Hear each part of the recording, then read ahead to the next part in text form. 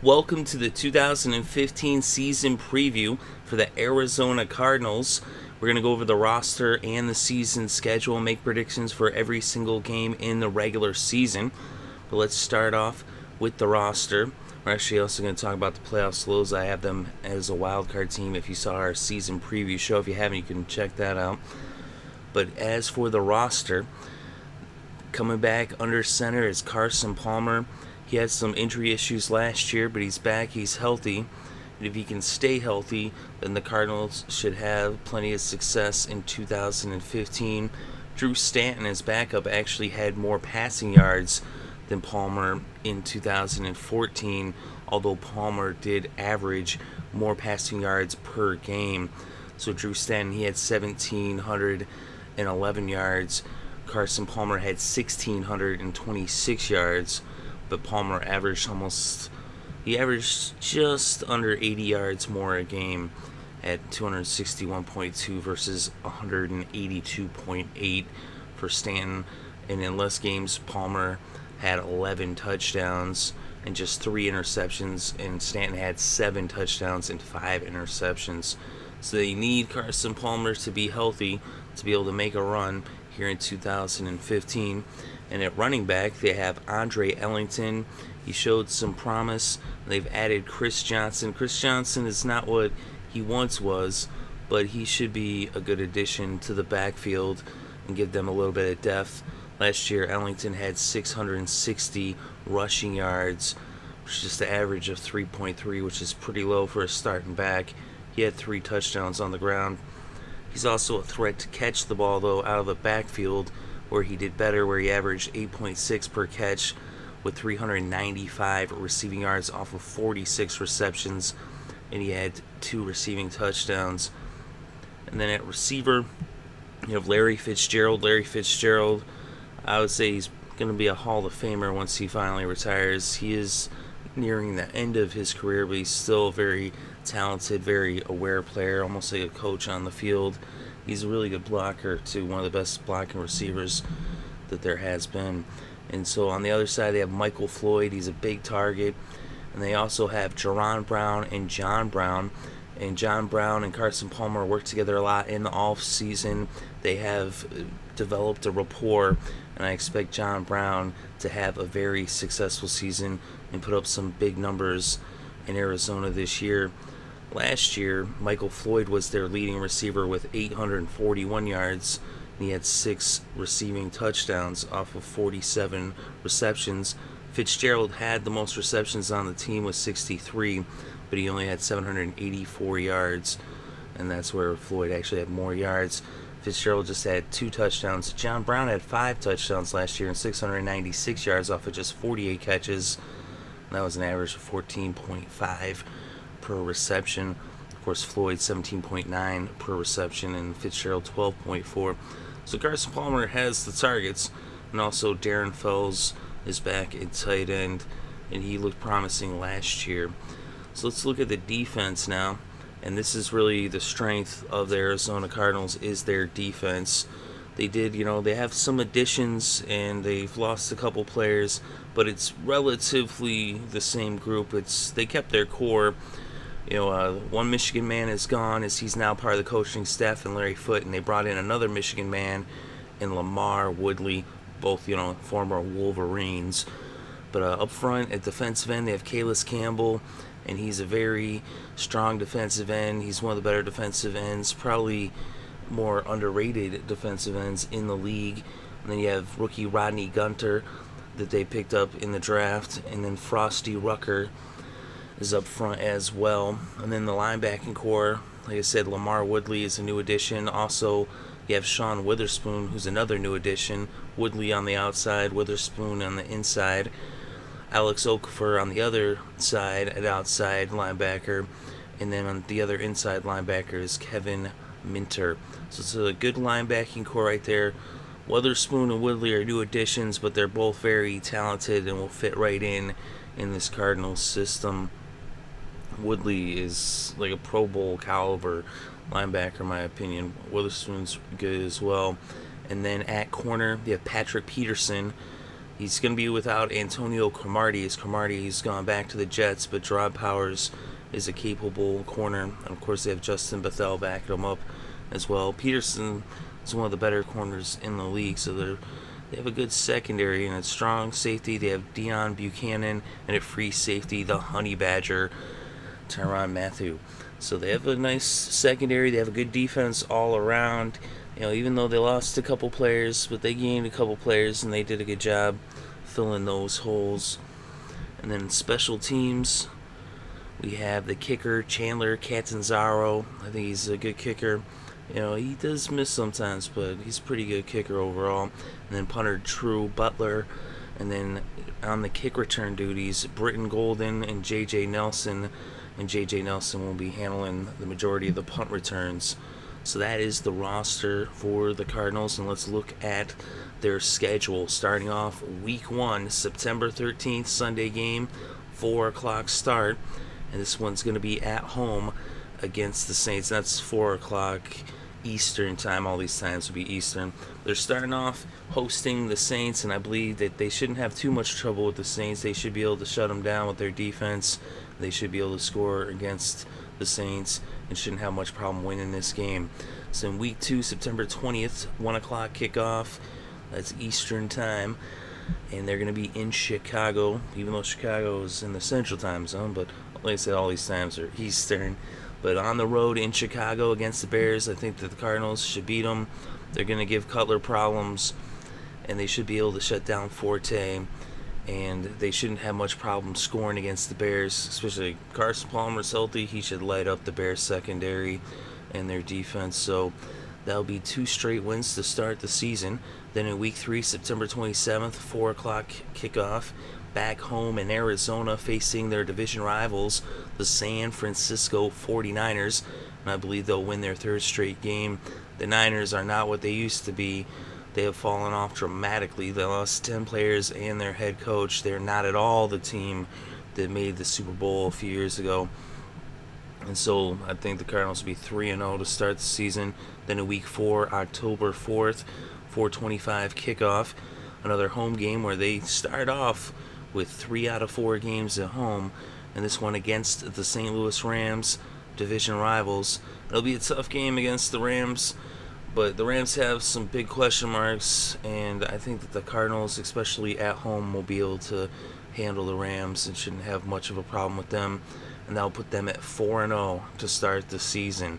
So then in week 5, October 11th, they head to Detroit to face the Lions. It's a 4 o'clock kickoff, and this is where I believe they get their first loss of the season. It's going to be a tough game. These are 2 tough teams, but in Detroit, I got to give the Lions the edge.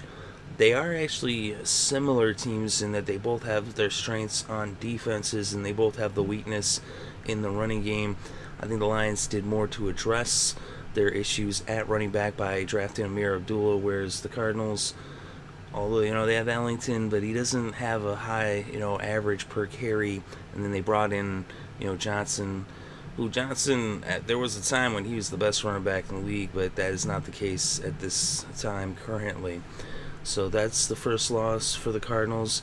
Then they go on the road for the 2nd week in a row, this time to Pittsburgh in week 6, October 18th, 1 o'clock kickoff. And I believe that they lose this game in Pittsburgh against the Steelers. They do have a chance to win this one, because the Steelers' defense is a little suspect, but I think at this point the Steelers should be playing better D. I think they showed some promise. And, I think that being it's on the road, that's where I got to give the Steelers, a slight advantage, especially Roethlisberger. He's going to put up the numbers at this point. Le'Veon Bell will be back. His suspension will be up, and so they'll be at full strength. With the other players that are missing as well early on in the season should be back. So I think the Steelers win this one. So then week 7, October 26th, their first primetime game of the season, Monday Night Football, 8:30 kickoff. They'll be hosting the Ravens, and they'll get back in the win column. I don't think they're going to have much problem with the Ravens. I think the Ravens are way overrated. The Ravens are going to be passing the ball too much. The Cardinals should be getting some pickoffs, and they should win this game. So then Week 8, November 1st, 1 o'clock kickoff on a Sunday. They're going to be heading to Cleveland to face the Browns, and they'll win their second straight game in a row after having losing 2 games in a row. They bounce back with a little mini streak here and beat the Browns. I said they're just a better team than the Browns, and the Browns have issues on offense that they really haven't addressed. And so that leaves us at the bye week in Week 9. And coming out of the bye week, they have a really tough game in Week 10, November 15th. It's a Sunday night game, prime time for the second time this season. And this time it's against their division rivals, the Seattle Seahawks, and it's in Seattle.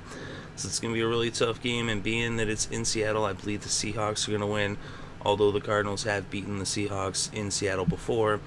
But I just think that Seattle takes it in Seattle this year. I think that, they're going to end up, where they're probably going to split the series, but I think that, both teams win at home, and this one, like I said, is in Seattle. I think the lack of having a quality running back really hurts the Cardinals. So now Week 11, they're going to be hosting the Bengals November 22nd. It's a 4 o'clock kickoff. I think the Bengals are one of the best teams in the AFC, and this is going to be a big victory for the Cardinals. They would not be able to win this game if they do not have a good team. Like I said, the Bengals, in my opinion, have a very real chance at going all the way this year. And so for them to beat the Bengals, that's a pretty big statement right there. And that's going to go a long way towards securing a playoff spot for the Cardinals, as I do believe they will beat the Cincinnati Bengals in Week 11. Then Week 12, November 29th, 4 o'clock kickoff, they're going to be in San Francisco as they face the 49ers for the second time in the season. And I believe they will beat them in San Francisco just as they did in Week 3 in Arizona, and they will sweep the Niners in their season series. And that's going to give them, it's going to open the door for the possibility that the Cardinals might be able to actually win the division title by performing well in their division. So Week 13, December 6th, is a 1 o'clock game Sunday, and this is in St. Louis, second straight week in a row where they're on the road against a division rival, and it's the second time they'll have faced the Rams, and I'm picking them to beat them in Arizona, and I'm also picking them to beat them here in Week 13 in St. Louis and sweep the Rams in the season series. So now, Week 14, they're back in prime time for the third time this season, the final time during the regular season, and it's going to be, Week 14, December 10th, 8:25 kickoff, and it's at home against the Vikings. So in Arizona against Minnesota, I believe they'll be able to beat the Vikings, especially in Arizona. The Vikings, I think, are kind of overrated coming into the season, although they do have a lot of young talent and they got a bright future ahead of them. But right here, it's the Cardinals' time is right now. The only thing they're missing is a running back. But I think they can beat the Vikings. Then in Week 15, December 20th, now this is a 1 o'clock game on Sunday. They'll be in Philadelphia to face the Eagles. And on the road, I think they're going to lose this one. This will be the final loss, I believe, of their season. And he said in Philadelphia, the Eagles are just going to put up too many points. And the way the Eagles, they can score on offense, defense, or special teams. So they're going to find a way to score. And Arizona's going to have some trouble scoring against the Eagles. And, if you can't run the ball against Philly, it's going to be tough to beat them. So in Week 16, they're going to be hosting the Packers. It's December 27th. It's a 4:25 kickoff. And against the Packers in Arizona, I think the Packers are only going to lose 2 games all year. And this is actually going to be one of those games. I think that Arizona can beat Green Bay in Arizona. In Lambeau, that might be another story. But in Arizona, I think that they can beat the Packers. It's going to be a tough game, but I think they can do it, especially if their defense is playing the way that I believe they'll be playing at this point in the season. And if Carson Palmer is healthy, I think they can stick right with the Pack and win this game. So in Week 17, the final game of the season, they finish up against their division rivals, the Seattle Seahawks, January 3rd at 4:25 p.m. Eastern Time kickoff. And he said they're going to be hosting the Seattle Seahawks in this game. And in this game, the way I have it picked is that Seattle will have already won the division, so they'll, have the potential of maybe resting some starters. But it could be the division title is on the line at this point, and I'm picking them to win this game. So if the title's on the line, they have a very real possibility of taking the NFC West. Although I do have Seattle already having secured the West, but you never know how things are going to turn out. So I wouldn't be surprised if this one is for all the marbles. And I've got the Cardinals winning, so the Cardinals have a very real chance at winning this division this year, especially with the Seahawks having played so many games the last couple years. They were in the Super Bowl 2 years in a row. That means they played an extra 6 games, and that adds up. That's like right there, more than a third of a season extra games that they played. So they're going to be pretty fatigued coming down the stretch. And I think that, even if they weren't, I think in Arizona the Cardinals can beat them. They beat them, in Seattle last year, so I think that they can win this game. And so with that, that will bring their season to a close, and I believe that they will secure a wild card spot, as they're going to end up finishing with a record of 12-4. But that'll be one game behind Seattle with my estimations, so that they will be a wild card. They very well likely could be the champions of the West. That is a real possibility. But as a wild card, I have them as actually the 6th seed. Even though it sounds crazy at 12-4, but I think that in the NFC there's going to be some pretty high win totals among the teams that make the playoffs. And so I have them going to Seattle and actually facing the Seahawks, back-to-back weeks, first in the final game of the season and then in the first game of the playoffs. But I think because the Seahawks will have already secured the division and they'll rest players, and then they'll come into the second week rested up, Arizona will have just beat them, and I think then in Seattle the Seahawks turn things back around, and then they win in the wild card round, and then that ends Arizona's season. It could end up different. Maybe they win the division, then they get to host the wild card game. Maybe they even secure a first round bye. And if that is the case, and if they get some production out of their backfield, the Cardinals could make a legitimate run. So we've seen, the West has been the division. I mean, between the Niners and the Seahawks, even though the Niners now have fallen off, the Cardinals can come right up and take that place, and they could end up potentially even in the Super Bowl. It's possible. It's not how I have it picked, but I would not be shocked to see him get there. I think if they get a running back in the offseason, then that would be, a very real possibility. But that's how I have it picked. Let me know what you think in the comments section below. What do you think about their roster? What do you think about their schedule? And what do you think about the predictions that we made? Do you think that they're going to make the playoffs? Do you think maybe they're going to actually win the division? And how far do you think they'll go in the playoffs if they do make the playoffs, which I do believe that they will. But either way, let me know what you think. Definitely interested, as I said, to read your thoughts and opinions. Thank you very much for listening. It is greatly appreciated. I hope you're having a good day and have a great weekend, and enjoy all the sports.